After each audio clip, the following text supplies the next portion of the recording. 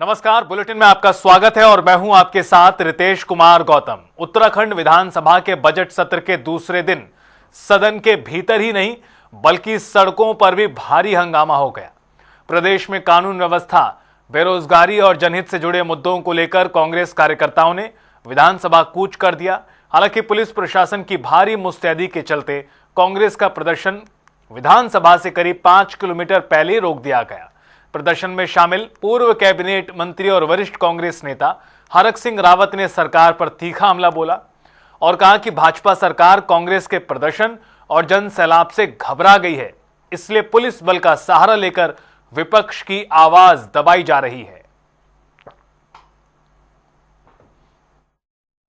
ये सरकार हर मोर्चे पर पूरी तरीके से फेल हो गई है, पूरी तरीके से फेल हो गई है।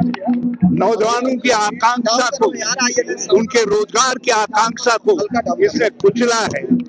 महिलाओं का अपमान आज हमारा सर झुका रहा है और भाजपा के लोग जिस तरीके से बलात्कार और दूसरे मामलों में उनके नामजद हो रहे हैं, उससे हम लोग पूरे राज्य की प्रतिष्ठा पर आंच पहुंची है।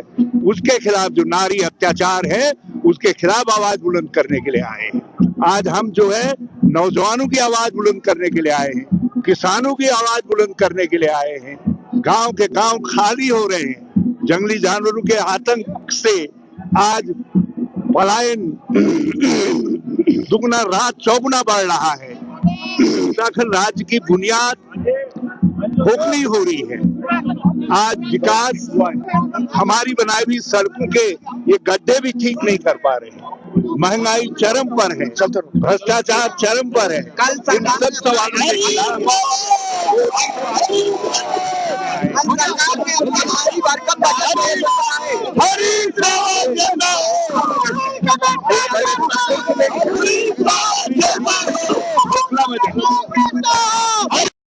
वही मैं कह रहा हूँ ना, क्योंकि वो अपनी विपक्ष जब उनकी कमियों को सामने रखना चाहते हैं तो वो बचना चाहते हैं। उनके पास जवाब नहीं है, क्या जवाब देंगे?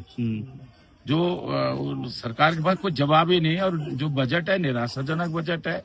ये 1,11,000 करोड़ का 1,11,000 करोड़ का बजट कह रहे हैं, लेकिन इसमें तो 90% तो जो है नॉन प्लान का बजट है।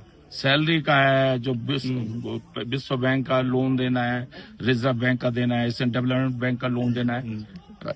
90% पैसा तो उसमें चला जाएगा। विकास के नाम पर तो 8 पैसा भी नहीं है, 8% भी नहीं है।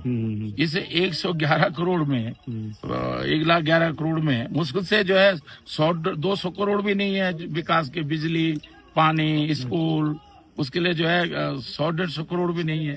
सब तो ये पैसा जो है नॉन प्लान का पैसा है। तो मैं सोचता हूँ ये उत्तराखंड की जनता को लगातार इन्होंने पिछले 9.5 सालों में चला है इन्होंने, और आज सारे लोग परेशान हैं।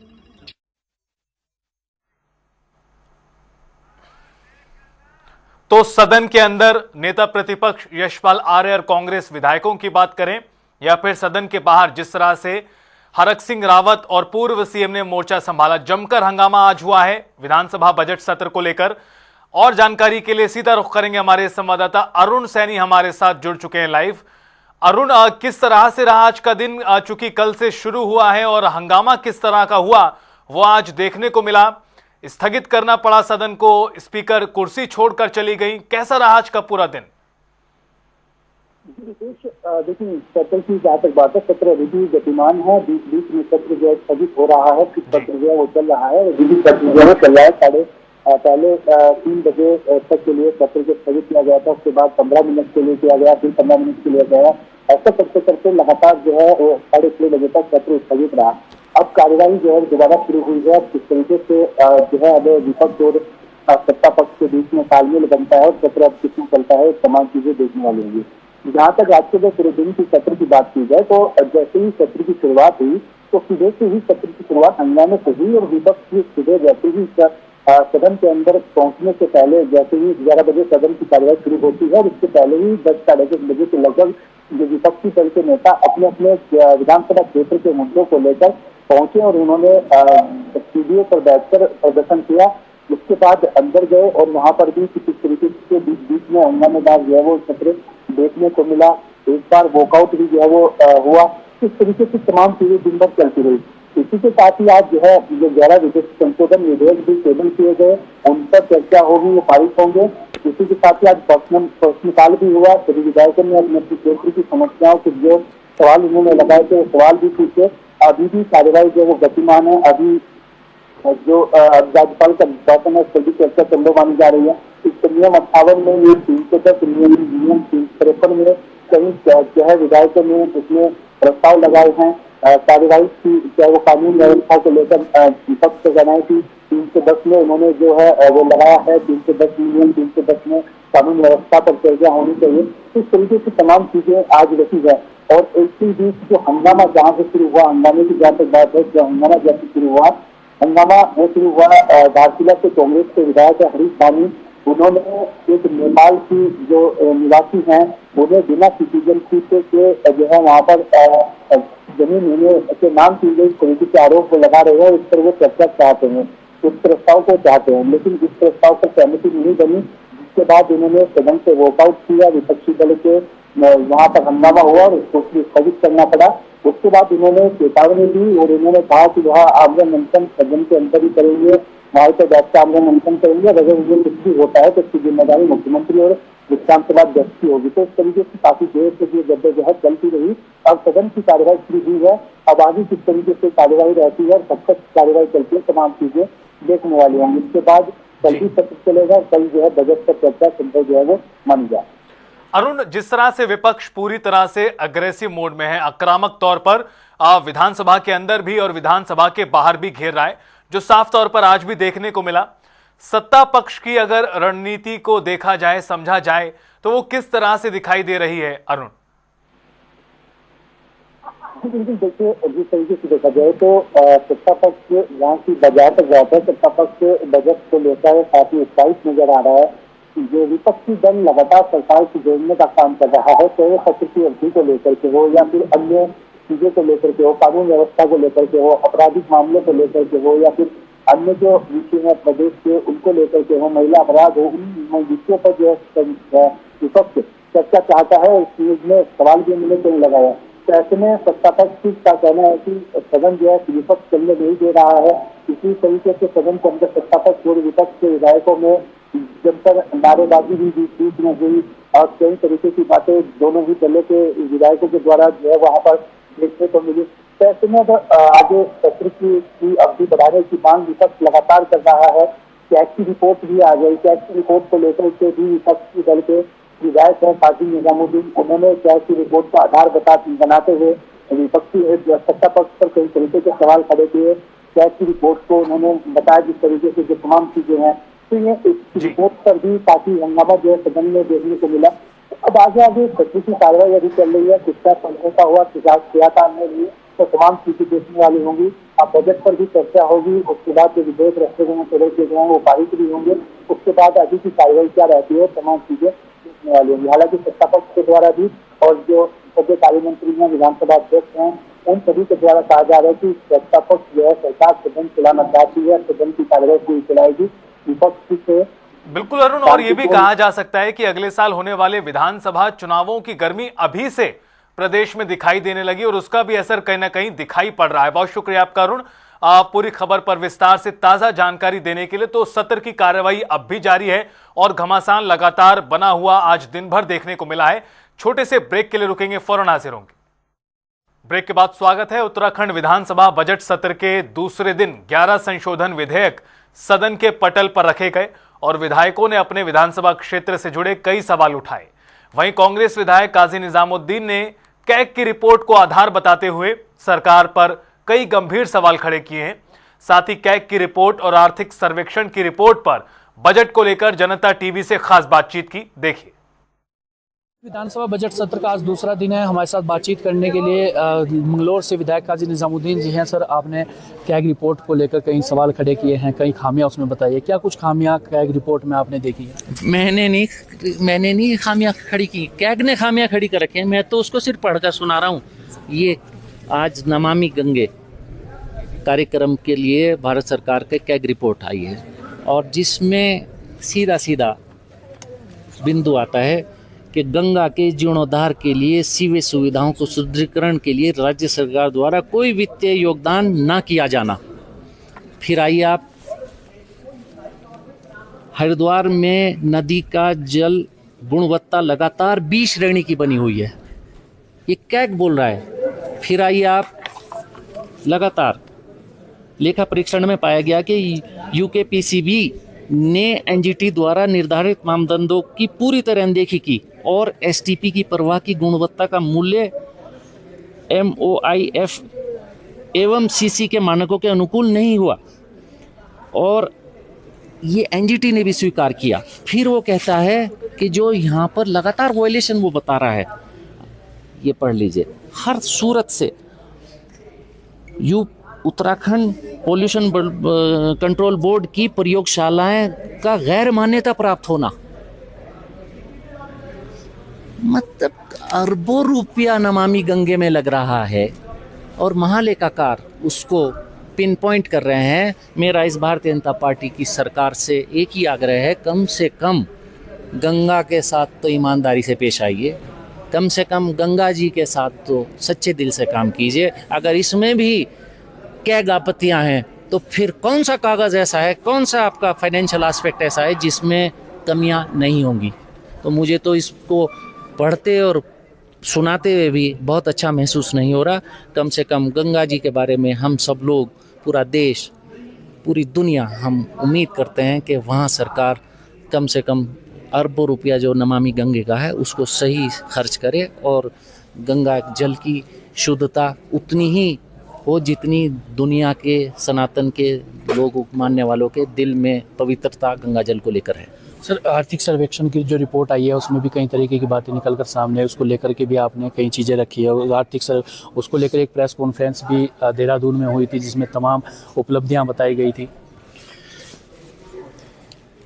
देहरादून में प्रवेश हुई थी, उसमें सस्टेनेबल डेवलपमेंट गोल पर बात हुई थी।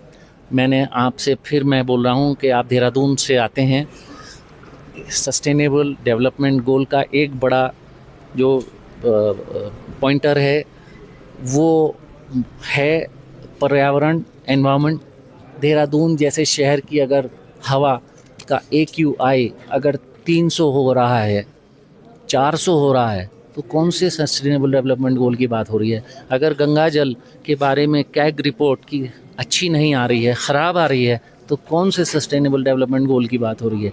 ह्यूमन डेवलपमेंट इंडेक्स की आप बात करते हैं, अगर 17,000 से ज़्यादा स्कूल बंद हैं, किए गए हैं, 1700 से ज़्यादा स्कूल बंद हुए हैं पिछले 8 साल में, 9 साल में, जो पार्लियामेंट में जवाब मिला है सरकार के द्वारा, तो कौन से फिर आप ह्यूमन डेवलपमेंट इंडेक्स की बात हो रही है। तो ये सारे आंकड़े सिर्फ ये मैनिपुलेटेड आंकड़े हैं, कहाँ से ये लेकर आते हैं ये तो ऊपर वाला समझे। हमने तो कैग रिपोर्ट पढ़ी है, या ये आंकड़े जो मैं दे रहा हूँ ये भी भारत सरकार के हैं। मेरे अब आगे देखना होगा कि इस पर किस तरीके से सदन के अंदर चर्चा जो है वो होती है। अपने सहयोगी रोहित के साथ मैं सैनिक जनता TV बराड़ी सैनिक।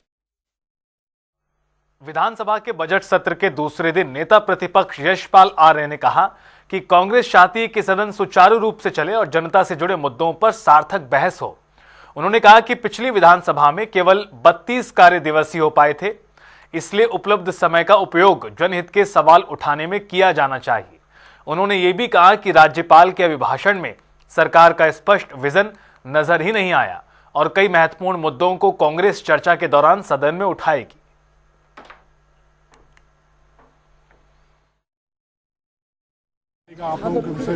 देखिए, कांग्रेस विधानमंडल दल का हमेशा दृष्टिकोण रहा है कि सदन बाधित न हो, सदन सुचारू रूप से चले, और हमने हमेशा सकारात्मक पहल भी की है क्योंकि महत्वपूर्ण विषय होते हैं। और जैसा कि आप देख रहे हैं कि पिछले पंचम विधानसभा में मात्र 32 दिन कार्य दिवस हो पाया है। हम इस जो भी कार्य दिवस हैं हम उनका सदुपयोग करना चाहते हैं। ज्वलंत प्रश्नों को, जनता के प्रश्नों को हम विभिन्न नियम 58 में, नियम 310 में हम लाना चाहते हैं और हमारी कोशिश होगी कि सदन बाधित न हो। हमारा प्रयास रहेगा और राज्यपाल महोदय का अभिभाषण भी होना है। जो मैंने कहा कि जो एक दस्तावेज है, जो एक दृष्टि होती है, सरकार का एक संकल्प दिखाई देता है और सरकार का एक विजन, सरकार की एक भविष्य की रूपरेखा दिखाई देती है, इसमें नितांत अभाव है। हम उन मुद्दों को भी राज्यपाल महोदय के अभिभाषण पर उन मुद्दों को भी चर्चा के दौरान उठाएंगे। कांग्रेस के राष्ट्रीय प्रवक्ता आलोक शर्मा ने उत्तराखंड सरकार के बजट को खोखला और दिशाहीन करार दिया। प्रेस क्लब में आयोजित पत्रकार वार्ता में उन्होंने कहा कि बजट में हरिद्वार जिले की पूरी तरह से अनदेखी की गई। बीजेपी के जनप्रतिनिधि इस पर चुप है। उन्होंने आरोप लगाया कि बजट में केवल आंकड़ों की बाजीगरी है, जबकि रोजगार, कानून व्यवस्था, पलायन रोकने और गरीब, अल्पसंख्यक, SC/ST वर्ग के लिए कोई ठोस प्रावधान ही नहीं है।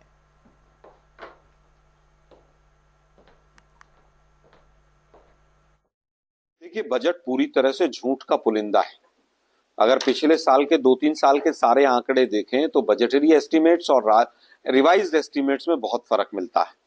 ये बताते कुछ हैं और करते कुछ। आज का बजट पूरी तरह से खोखला है। आज के बजट में जिस तरह से आंकड़ों की बाजीगरी की गई है कि तमाम मदों को छू तो लो, लेकिन उसका रिजल्ट 0 रहेगा। बार बार हम कह रहे हैं दिशाहीन बजट। उत्तराखंड का जो केंद्र सरकार के पास पैसा था उसका कहीं कोई जिक्र नहीं है, कब लेंगे, कैसे लेंगे। उत्तराखंड की जो मुख्य समस्याएं हैं वो सारी की सारी गायब नजर आती हैं। रोजगार सृजन इस बजट से बिल्कुल नहीं होगा। संतुलन की बात करते हैं, ये पूरी तरह से असंतुलित बजट है। इस बजट के अंदर कहीं पर प्रोविजन नहीं है कि लॉ एंड ऑर्डर की सिचुएशन को ठीक करने के लिए क्या करेंगे। गरीबों की पूरी तरह से उपेक्षा की गई, माइनॉरिटीज की, SC/ST तबके की पूरी तरह से उपेक्षा की गई। बुजुर्गों के लिए इस बजट में कहीं पर कोई चीज नजर नहीं आती। मिडिल क्लास जो महंगाई की मार झेल रहा है, 60 रुपए कल ही बढ़े गैस के सिलेंडर के, मिडिल क्लास को कहीं से कोई राहत नहीं मिलेगी। सरकार ने वर्ष 2026-27 का बजट पेश कर दिया है, जिसका आकार 1.11 लाख करोड़ है। बजट को लेकर जहां सरकार इसे ऐतिहासिक बता रही है, तो विपक्ष आंकड़ों का खेल करार दे रहा है। इस मामले को लेकर बीजेपी के प्रदेश प्रवक्ता मथुरा दत्त जोशी का कहना है कि उत्तराखंड के इतिहास का सबसे बड़ा बजट है, जिसमें सभी वर्गों का ख्याल रखा गया है और यह राज्य के सर्वांगीण विकास में मील का पत्थर बनेगा।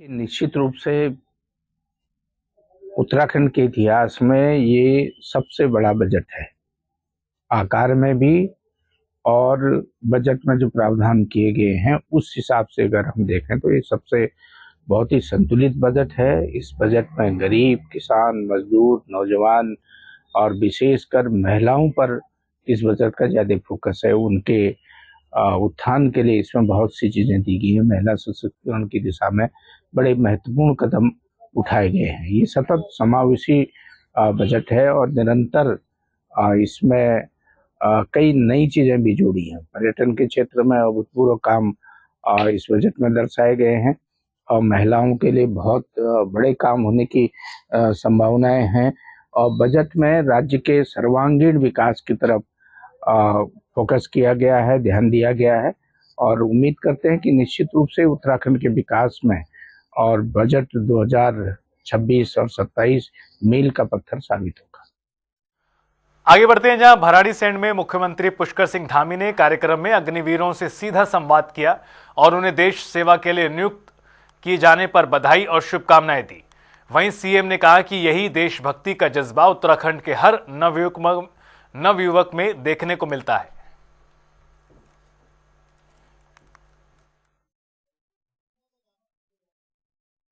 ये सभी अग्निवीर हमारे भारत की सुरक्षा में अपना योगदान देंगे और हमारे राज्य का एक यहाँ से पूरा एक संस्कार रहा है, एक संस्कृति रही है और हम सब की जीवन पद्धति रही है कि घर घर से सेना में योगदान देना। ये पीढ़ी दर पीढ़ी ये काम होता आया है और बड़े मन से सबसे पहली चाहत होती है हर नौजवान की कि वो सेना में भर्ती हो, तो उनके अंदर वो जोश मुझे आज यहाँ पर दिखाई दे रहा है। और हमारा यूथ फाउंडेशन कर्नल कोठियाल जी के मार्गदर्शन ऐसे 700 से भी ज़्यादा कैडेट इसमें से सेलेक्ट हुए हैं, तो मैं उन सभी को शुभकामनाएं देता हूँ। श्री नरेंद्र मोदी जी के नेतृत्व में पूरे देश के अंदर ऐसे कैडेट्स के लिए तमाम जो हमारे सुरक्षा बल हैं उनमें एक प्रावधान किया गया है कि उन सभी को उन सेवाओं में उस अग्निवीर की सेवा के बाद लिया जाएगा। और उसी से प्रेरणा लेते हुए हमने राज्य के अंदर 10% का आरक्षण अग्निवीरों के लिए किया है, जिससे कि वो जब भी अपनी सेवा पूरी करके आएंगे तो उनको सेवा करने का अवसर भी मिले और उस सम्मान के अधिकारी उनको सम्मान भी मिले। रामनगर हल्द्वानी राज्य मार्ग पर बेलगढ़ के पास दो कारों की आमने सामने की जोरदार भिड़ंत हो गई। हादसा उस समय हुआ जब वैगनार कार ने बस को ओवरटेक करने की कोशिश की और सामने से आ रही स्विफ्ट डिजायर से टकरा गई। टक्कर इतनी जबरदस्त थी कि दोनों वाहनों के आगे के हिस्से पूरी तरह क्षतिग्रस्त हो गए, जबकि वैगनार का चालक गंभीर रूप से घायल हुआ है। स्थानीय लोगों की मदद से घायल को अस्पताल पहुंचाया गया। वहीं मौके पर पहुंची पुलिस ने वाहनों को हटाकर यातायात को दोबारा चालू कराया। आज मेरा नाम विजय बिष्ट, अपनी गाड़ी साइड से आ रहा था उधर हल्द्वानी की तरफ से, और दूसरे वैगनर वाले ने एकदम से ओवरटेक मारा बस के पीछे से और सीधा मेरे पे आगे बढ़ गई। मैंने बचाने की कोशिश भी करी लेकिन तो गड्ढा था, बच नहीं पाई गाड़ी पूरी। कहाँ के रहने वाले हो आप? सर ऋषिकेश के। सर मैं इधर हल्द्वानी की तरफ से आ रहा था। ड्रॉप करने? हाँ जी अकेला था जी, ड्रॉप करके आ रहा था। कैसे हुआ एक्सीडेंट? सर जो गाड़ी से आगे से आ रही है जो इसने बस के पीछे से ओवरटेक मारा एकदम से और सीधा मेरी गाड़ी आगे से भिड़ गई। ये कौन सी गाड़ी जिसने ओवरटेक किया? सर वैगनर गाड़ी है। चोट लगी? हाँ इसकी चोट लगी है थोड़ा पैर में और थोड़ा मतलब आंख में चोट लगी है। सर मेरी तो चोट नहीं, हल्का सा दर्द है एयर बैग की वजह से और हल्का हाथ में हल्का सा स्क्रैच है। अच्छा एयर बैग की वजह से बच गए आप? हाँ जी एयर बैग की वजह। रुड़की के झबरेड़ा थाना क्षेत्र के कोटवाल आलमपुर गांव में एक मासूम के साथ दिन दिहाड़े छेड़छाड़ का मामला सामने आया है। इस घटना के बाद से गांव में हड़कंप मचा हुआ है। मामला दो अलग अलग समुदायों से जुड़ा है। पुलिस प्रशासन पूरी तरह अलर्ट है। घटना दोपहर करीब 12 बजे की है, जब एक नाबालिग किशोरी अपनी दो छोटी बहनों के साथ गांव की एक दुकान पर कुछ सामान लेने जा रही थी।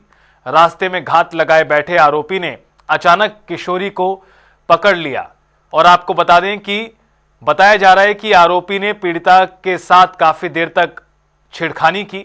मामले की सूचना मिलते ही झबरेड़ा पुलिस तुरंत मौके पर पहुंची और आरोपी को अपनी हिरासत में लिया।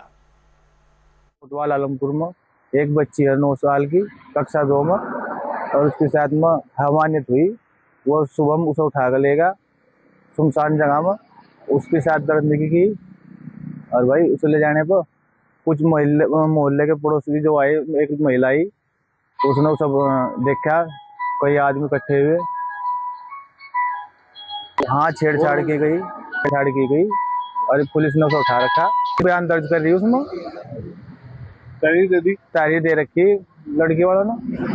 सख्त कार्रवाई होनी चाहिए उसके साथ में, उसका कानूनी कार्रवाई होनी चाहिए उसके ऊपर। उस पर जो भी जितनी भी दफा लगनी चाहिए। उन्होंने बहुत गंदगी करी गाँव में आज तक ऐसा केस नहीं है जो किसी लड़के ने किसी लड़की के साथ 9 साल की केस करा हो।